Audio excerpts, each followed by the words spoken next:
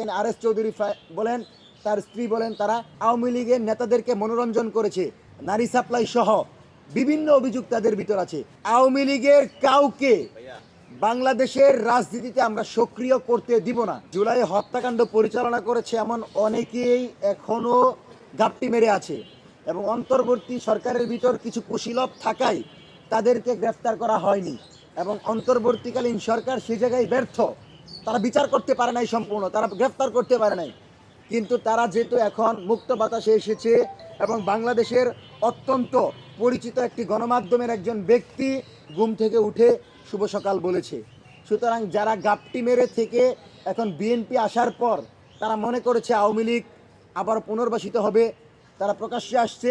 এই সরকারের দায়িত্ব হচ্ছে তাদেরকে গ্রেপ্তার করা। কেন আরএস চৌধুরী বলেন, তার স্ত্রী বলেন, তারা খালেদা জিয়াকে নিয়ে হাস্যরসাত্মক ব্যঙ্গাত্মক করেছিল এবং তারা বিগত সময়ে আওয়ামী লীগের নেতাদেরকে মনোরঞ্জন করেছে, মদ, নারী সাপ্লাই সহ বিভিন্ন অভিযোগ তাদের ভিতর আছে।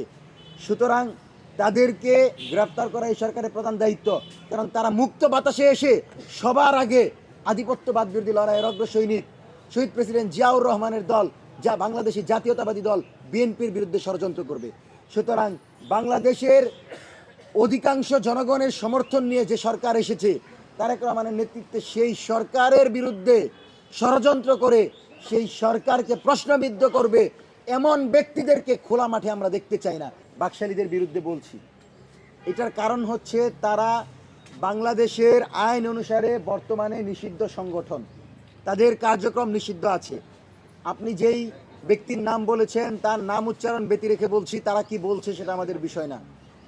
আমাদের বিষয় হচ্ছে আওয়ামী লীগের কাউকে বাংলাদেশের রাজনীতিতে আমরা সক্রিয় করতে দিব না এবং আওয়ামী লীগের বয়ানে যদি এই সরকারের ভিতরে থাকা কোনো মন্ত্রী বক্তব্য দেয়, তারা যদি আমাদের জোড়ায় যে শব্দগুলো আমাদেরকে বিপ্লবের দিকে ঢেলে দিয়েছিল, আজাদির লড়াইকে আমাদেরকে আজাদির লড়াইয়ে ডেকেছিল, সেই শব্দগুলোকে উপেক্ষা করে আমরা মনে করব তারা আওয়ামী লীগের ভাষায় কথা বলছে। সেজন্য হাসান মাহমুদ কি বলছে সেটা আমার বিষয় না। আমার বিষয় হচ্ছে বাংলাদেশের কোনো রাজনৈতিক দল, সাংস্কৃতিক সংগঠন বা কোনো ব্যক্তি যদি আওয়ামী লীগের পক্ষে, হাসিনার পক্ষে কাজ করতে চায়, তাহলে তাদেরকে নিষিদ্ধ সংগঠন, কার্যক্রম নিষিদ্ধ সংগঠন আওয়ামী লীগের পৃষ্ঠপোষক হিসাবে, সন্ত্রাসী কর্মকাণ্ডের পৃষ্ঠপোষক হিসাবে আইনের আওতায় নিয়ে আসব এবং তাদেরকে আমরা প্রতিহত করব।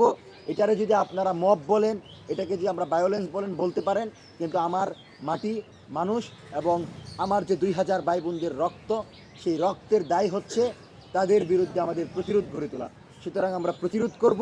এই প্রতিরোধের মাধ্যমে বাংলাদেশে আওয়ামী লীগকে বিলুপ্ত করা হবে। কোনোভাবে আওয়ামী লীগকে কোনো ধরনের রাজনৈতিক স্পেস দেওয়া যাবে না।